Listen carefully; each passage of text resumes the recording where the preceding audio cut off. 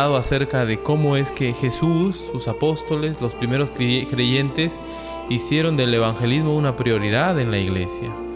Hicieron del evangelismo una prioridad en su ministerio. Las circunstancias cambiaban, pero el anunciar el mensaje no era algo que se discutía o que se ponía en último lugar para algún momento, ¿no? Era más bien el caballito de batalla, el estandarte de las iglesias en la palabra de Dios.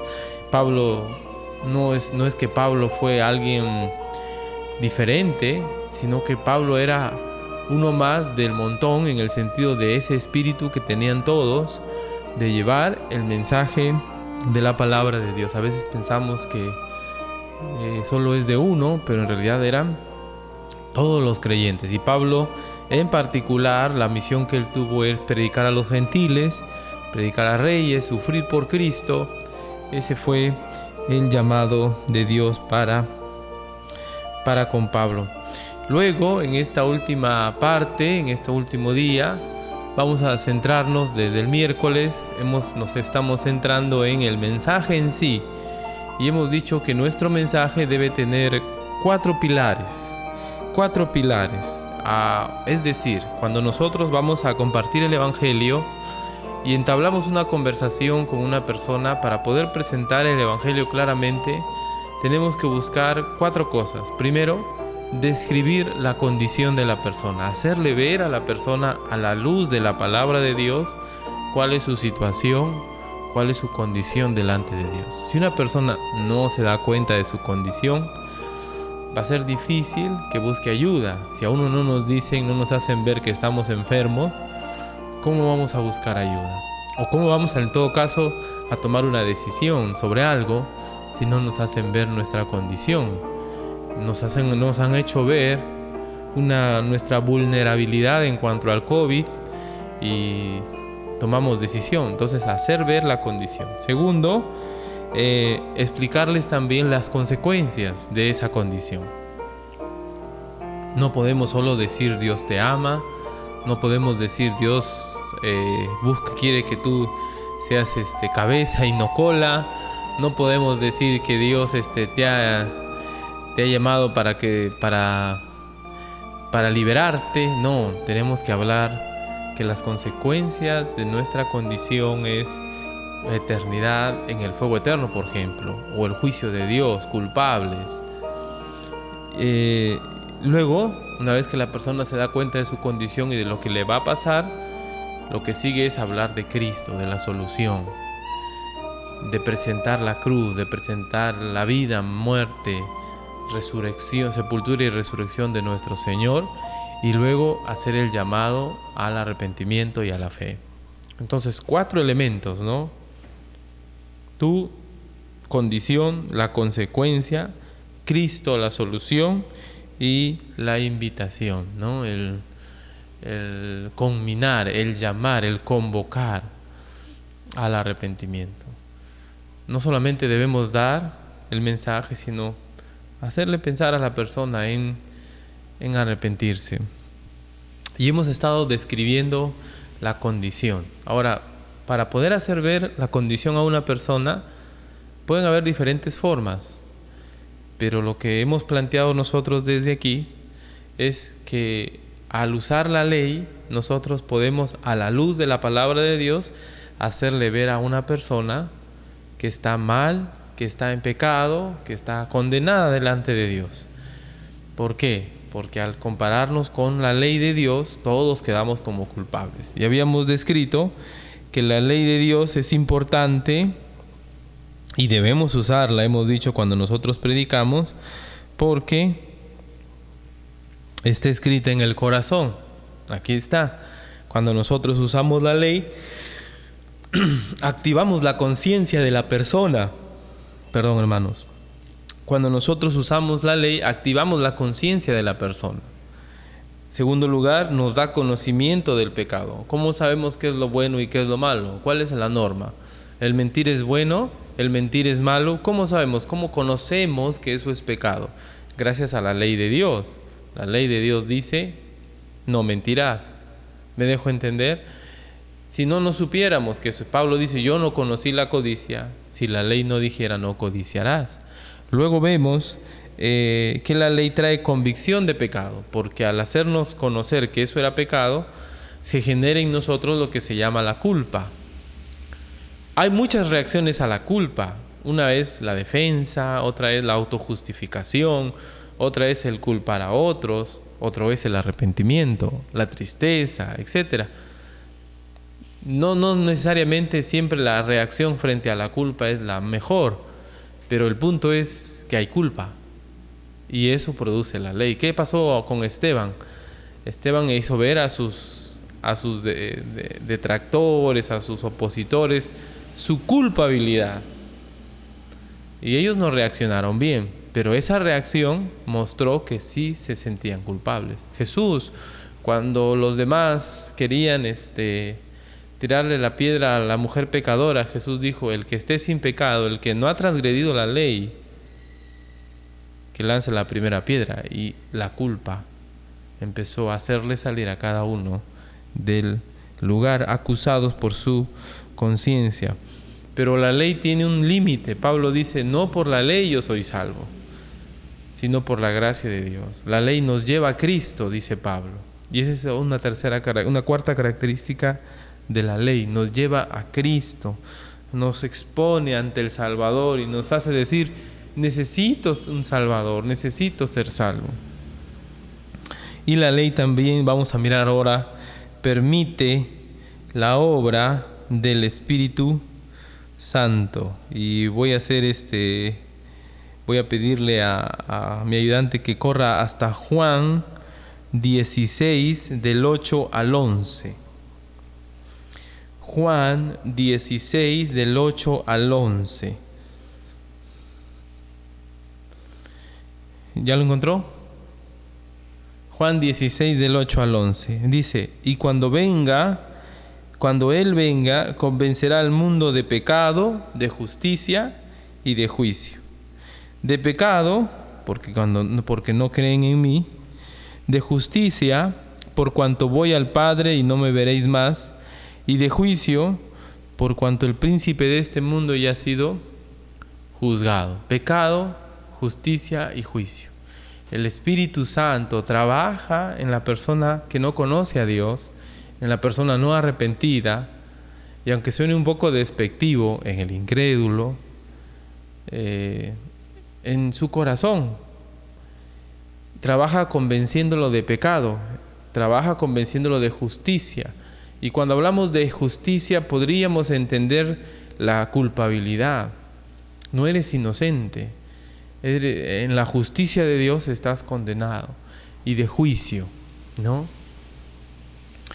Que merecemos un castigo. El Espíritu Santo trabaja en la vida de esa persona.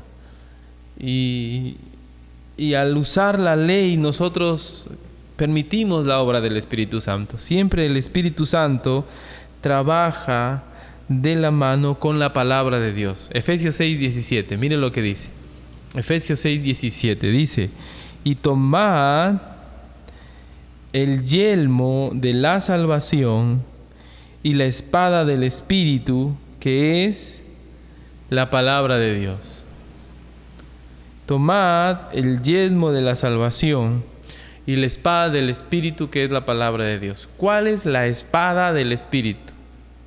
La palabra de Dios. El Espíritu se activa.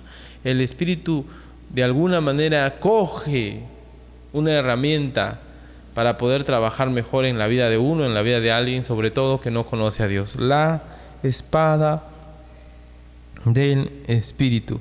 Miren, volvamos a Hechos capítulo 7, versos 51 al 56. Hechos 7, versos 51 al 56. Aquí vemos cómo Esteban, después de haber predicado, haber hecho una vista panorámica en su defensa del Antiguo Testamento, concluye algo. Miren Hechos 7, 51 al 56. Duros de cerviz e incircuncisos de corazón y de oídos, vosotros resistís siempre al Espíritu Santo, como vuestros padres, así también vosotros. ¿Qué significa? Que el Espíritu estaba obrando en ellos, pero ellos resistían ese convencer, ese trabajar del Espíritu Santo. Él había usado la Biblia, le había provisto de la espada, ¿no?, al Espíritu Santo, pero ellos resistían la obra del Espíritu Santo. Igual que sus padres, versículo 52. ¿A cuál de los profetas no persiguieron vuestros padres y mataron a los que anunciaron de antemano la venida del justo, de quien vosotros ahora habéis sido entregadores y matadores? Vosotros que recibisteis la ley por disposición de ángeles y no la guardasteis. ¡Pum! Les acusa, resisten a la obra del Espíritu, están trabajando. Miren cómo ellos reaccionan, versículo 54. Oyendo estas cosas, se enfurecían en sus corazones y crujían los dientes contra él. Pero Esteban, lleno del Espíritu Santo, puesto los ojos en el cielo, vio la gloria de Dios y a Jesús que estaba a la diestra de Dios. Y dijo: He aquí, yo veo los cielos abiertos y al Hijo del Hombre que está a la diestra de Dios. Entonces ellos, dando grandes voces, se taparon los oídos y arremetieron a una contra él. Hombres en los cuales su dureza, su resistencia era hacia el Espíritu Santo, hacia la obra del Espíritu Santo en sus vidas. Pero ¿cómo se activó? Esteban les acusa. Esteban les acusa de no guardar la palabra, de Dios, de no obedecer a Dios. Entonces, noten que cuando nosotros usamos la ley, lo bueno y lo malo queda claro, el conocimiento del pecado, activamos la conciencia de una persona, creamos esa conciencia de culpa. No siempre va a haber una buena reacción, pero si hubiera una buena reacción, la ley nos lleva a Cristo porque nos pone en un plan. ¿Y ahora cómo me puedo salvar? Y ahí entra el Salvador a tallar. Pero también la ley, como hemos dicho, permite la obra del Espíritu Santo porque es la espada del Espíritu. Y entonces es importante, cuando nosotros hablamos con alguien, con nuestros hijos, con nuestro cónyuge, cuando nosotros hablamos con alguien que no conoce a Dios, es importante hacerle ver su condición. ¿Cuán importante es eso? Ahora vamos a pensar en la segunda característica de nuestro mensaje, que tiene que ver con las consecuencias. Si hay algo de lo que no se habla en el mensaje del Evangelio, muchas veces son de las consecuencias. Hay muchos grupos religiosos que no creen en el infierno. Creen que se puede salir del infierno, por ejemplo. Hay muchos grupos religiosos que creen en que Dios da diferentes oportunidades después de esta vida. Y la verdad es que no es así. Las consecuencias de nuestra condición pecaminosa son muy grandes. Y la palabra de Dios en muchísimos pasajes asegura que desde la muerte, el juicio y la condenación eterna, el fuego eterno, todos son cosas reales, no son metáforas, no son cosas circunstanciales. Así que en nuestro evangelismo, en nuestro compartir el mensaje, nosotros no tenemos que prometer el oro y el moro a una persona, no tenemos que decirle Dios va a rescatar tu familia, no tenemos que decirle Dios te va a bendecir, Dios te ama, Dios no quiere que sufras. No, lo que tenemos que decirle es que no importa sus problemas terrenales, si no se arrepiente, la paga del pecado es muerte, la paga del pecado es condenación eterna, la paga del pecado es juicio y condenación eterna. Si la persona está pensando más en su vida temporal, hay que hacerle ver, hay que llevarle a este punto de que sus problemas de este tiempo no se comparan con la condenación eterna. Entonces debemos hablar de la muerte, de la condenación, de la salvación, de la eternidad. Debemos hablar de ello. Hablemos un poquito de la muerte, que es la consecuencia del pecado. ¿Sí? La muerte es la consecuencia del pecado. ¿Qué dice Romanos 3:23? Porque la paga del pecado es muerte, mas la dádiva de Dios es vida eterna en Cristo Jesús, Señor nuestro. La muerte vino como consecuencia del pecado. Romanos 5:12. Note lo que dice Romanos 5:12. Romanos 5:12. Por tanto, como el pecado entró en el mundo por un hombre, y por el pecado la muerte, así la muerte pasó a todos los hombres, por cuanto todos pecaron. Muy bien. Antes del pecado de Adán, ¿hubo muerte o no hubo muerte? No hubo muerte. Antes del pecado de Adán no hubo muerte. Entonces eso destruye la teoría de la evolución, por ejemplo, porque la teoría de la evolución, ¿qué dice? Que la supervivencia del más fuerte, que tuvo que haber muerte hasta que apareció el más fuerte. Pero la Biblia nos dice que a partir del pecado recién entró la muerte en el mundo. Antes no había muerte. Todo era hermoso, todo era bueno, no había esta consecuencia nefasta. El ser humano era un ser humano completo, sin pecado y sin muerte. Pero la muerte entró en el mundo por Adán, por la desobediencia del hombre. Entonces, cuando hablamos de la muerte nos debe recordar a todos que somos pecadores, desde los más pequeñitos hasta los más grandes, desde los que somos evangélicos, religiosos, a quienes no lo son. Todos nosotros no podemos escapar de esta realidad. La paga del pecado es la muerte. Y muerte, en una palabra, significa, como ustedes saben también, separación.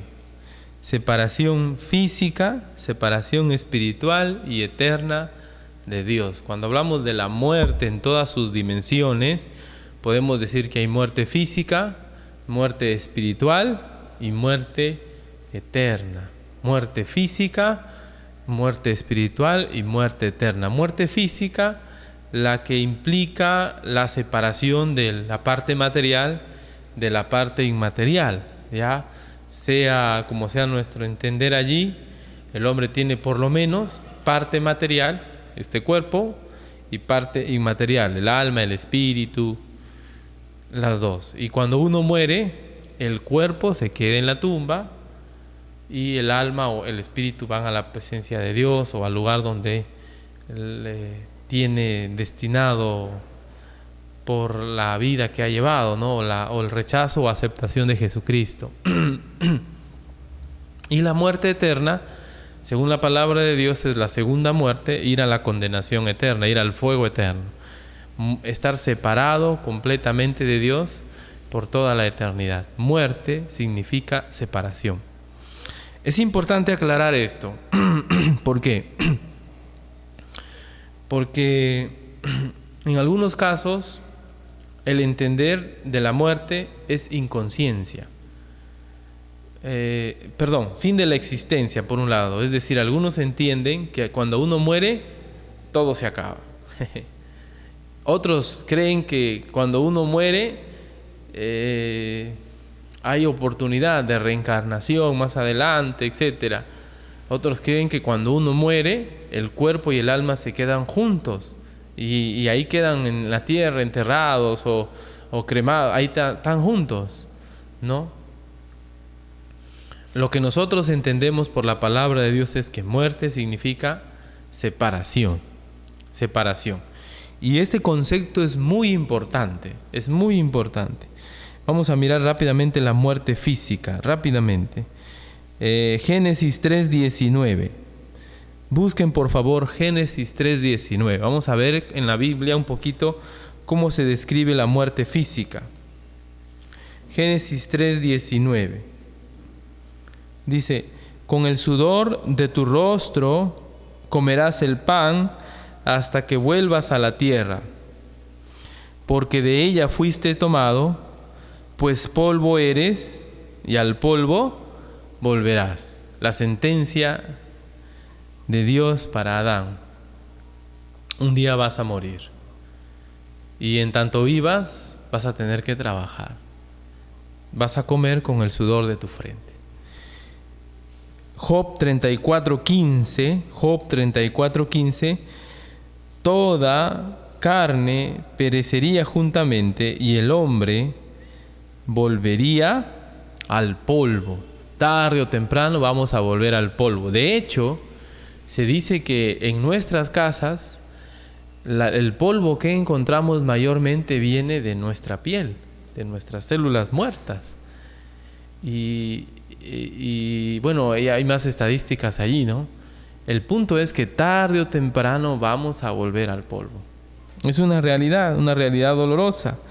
Miren, la muerte física es la separación entre lo material e inmaterial. Miren lo que dice Génesis 25:8.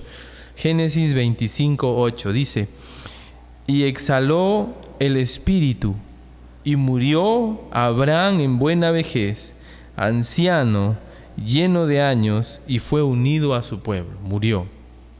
Exhaló el espíritu.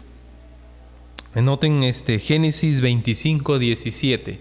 Génesis 25:17. Y estos fueron los años de la vida de Ismael, 137 años, y exhaló el espíritu Ismael y murió, y fue unido a su pueblo. Igual, Ismael también murió, vivió tantos años, parte material e inmaterial se separan, pero no es el fin de la existencia. No es el fin de la existencia. Es decir, la muerte física, estamos enfocándonos en la muerte física, es una sentencia por el pecado. Al polvo volveremos. ¿Pero qué significa? ¿Que nos quedamos allí? No. La parte material con la parte inmaterial se separa, ¿no? Y como hemos dicho, la muerte no es el fin de la existencia. Miren por favor Hebreos 9:27. Es decir, si usted está pensando en acabar con su vida, Dios no lo quiera, y espero que no piense así, recuerde esa frase que dice: con la muerte se acaba todo. No es así. No es así. O como algunos dicen: muerto el perro, muerto la rabia. No. No se acaba todo con la muerte. Más bien la muerte es el paso para una realidad eterna. Miren lo que dice Hebreos 9:27. Y de la manera que esté establecido para los hombres que mueran una sola vez y se acabó todo. ¿Así dice? No, ¿verdad? Mueran una sola vez y después de esto, el juicio. El ser humano, después de muerto, la ley de Dios está esperando el juicio de Dios. Lucas 16:22. Lucas 16:22 y 23.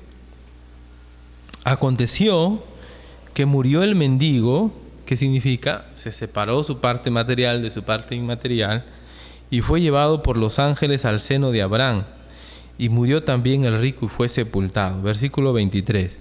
Consciente, sintiendo, experimentando. ¿Qué dice? Y en el Hades alzó sus ojos, podía ver, podía tener voluntad, podía tener libertad de movimiento, estando en tormentos, y vio de lejos a Abraham y a Lázaro en su seno. El rico estaba consciente, estaba en un lugar de tormento, en el infierno, estaba en un lugar de fuego eterno. Más adelante él dice: estoy atormentado en esta llama. Él puede mirar, puede hablar, consciente, pero su cuerpo está en la tumba. Su cuerpo no fue a ese lugar. Es su alma, su parte inmaterial, la que está allí conscientemente sufriendo. Porque muerte implica separación, pero no es el fin de la existencia. La parte material queda aquí, el cuerpo, pero la parte espiritual, la parte inmaterial, el alma, el espíritu, va al lugar que uno de alguna manera ha decidido, ¿no? Si uno se ha entregado a Dios, a Cristo, en arrepentimiento, en fe, va a la presencia de Dios. Si no, en este caso va a la condenación. Pero noten que es consciente, no es que la persona está durmiendo, como creen algunos, el sueño del alma. No es que la persona está ahí en el sepulcro, no, esta persona está experimentando dolor. Miren por favor Apocalipsis 6. Y aquí vemos a un grupo grande de creyentes. Cuando abrió el quinto sello, vi bajo el altar las almas de los que habían sido muertos por causa de la palabra de Dios y por el testimonio que tenían. Y clamaban a gran voz diciendo: ¿Hasta cuándo, Señor santo y verdadero, no juzgas y vengas nuestra sangre en los que moran en la tierra? Ahora, no sé si usted va a dirigirse como yo le voy a dirigir, pero más o menos le quiero dar un contexto. En Apocalipsis, la bestia aparece en el capítulo 11, 12. La bestia empieza a perseguir en el capítulo 11, 12, hacia adelante. Hasta antes del capítulo 11 no se ve a la bestia. Así que probablemente estas almas muertas no son de lo que nosotros entendemos como la tribulación o como la persecución que va a haber en ese tiempo. Lo que nosotros entendemos es que estas almas probablemente son de los creyentes de estos tiempos, de la iglesia, que han sido muertos, que han sido martirizados, que han sido asesinados por su fe, por su creer. Que, los apóstoles y otros más que han sido quebrantados por, ¿qué dice allí? Por causa de la palabra de Dios y por el testimonio que tenían. Morir por Cristo. ¿Ya está listo para morir por Cristo? ¿Se acuerda lo que le dijo Jesús a esta iglesia de Filadelfia? Si no mal recuerdo. Sé fiel hasta la muerte y yo te daré la corona de la vida. Y en efecto, al parecer, según este versículo 6, 9 al 10, hubieron personas creyentes que murieron, ¿no? Y están en el cielo clamando justicia, clamando venganza de Dios. Noten lo que dice: cuando abrió el quinto sello, vi bajo el altar. ¿Qué altar? En un inicio, Juan había visto allá, al fondo, allá en un mar de vidrio, un mar de cristal, un trono con un arco iris detrás, y ahí al Dios Todopoderoso sentado en ese trono. Un altar había visto donde se echaban las copas y se echaba incienso, y ahí están las almas debajo de ese altar clamando a Dios. ¿Qué están clamando estas almas? Versículo 10: ¿Hasta cuándo, Señor santo y verdadero, no juzgas y vengas nuestra sangre en los que moran en la tierra? Al parecer, estos creyentes, al ser muertos por personas que les persiguieron por su fe, están ante el Dios Todopoderoso. Estas almas están muertos. Sus cuerpos se han quedado en este mundo de la forma que murieron: quemados, partidos, ahorcados, decapitados. Su cuerpo está aquí, tirados en fosas. ¿Cómo los habrán matado? No lo sé. Pero sus almas están con el Señor, clamando que juzgue sobre la tierra, que juzgue sobre la tierra, que juzgue a aquellos que los han matado. Entonces, no es que las personas se quedaron ahí esperando hasta que... No, estaban con el Señor, y el Señor hablaban con Él y estaban conscientes, tanto los que estaban en la condenación como los que estaban en la presencia de Dios. La muerte no es el fin de la existencia. No es que muerto se acaba todo, no es así. Recuerde, muerte significa, ¿qué cosa? Separación. La muerte física significa que uno muere, es decir, que se separa la parte material de la parte inmaterial. Cuerpo, cuerpo, por un lado, alma, espíritu, como usted quiera llamar, se separa, ¿verdad? Y va, dependiendo de la fe que uno tiene, va a la presencia de Dios o a la condenación eterna. Y esa condenación es consciente, o estar en la presencia de Dios es consciente. Están hablando, están haciendo preguntas, qué sé yo. Pero ahí se ve por lo menos dos casos donde no es el fin de la existencia. ¿Sí? Vamos a dejar allí, hermanos, por ahora. Ya el tiempo nos va a ganar y vamos a terminar ahí. Nos quedamos en la muerte física. 2 características hemos dicho de la muerte física. Primero, separación material e inmaterial. Segundo, no es el fin de la existencia. Uno está consciente en el otro lado, en la condenación eterna o en la presencia de Dios. Vamos a orar. Gracias te doy, Señor, por este tiempo. Gracias por tu palabra que nos ilustra, que nos explica claramente, Señor, estos principios en cuanto a las consecuencias de nuestra condición pecaminosa. Estamos condenados a muerte. Al polvo volveremos a causa del pecado, a causa de la maldad que hay en nosotros. Y al experimentar eso, uno entiende que la muerte trae dolor.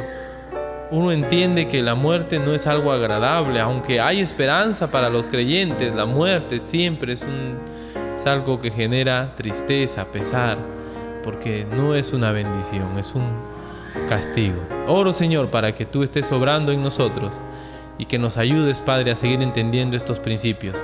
Vamos a evangelizar a alguien, Señor. Ayúdanos a presentar su condición ante ti a través de tu palabra, pero también las consecuencias de esa condición. Y eso va a ayudarnos, Señor, a que la persona entienda el mensaje. Si lo rechaza, si lo acepta, eso ya depende de ella y de cómo permite tu obra, la obra del Espíritu Santo en su corazón. Pero ayúdanos a nosotros a ser claros en nuestra forma de compartir la verdad. En el nombre de Jesús, nuestro Salvador. Amén.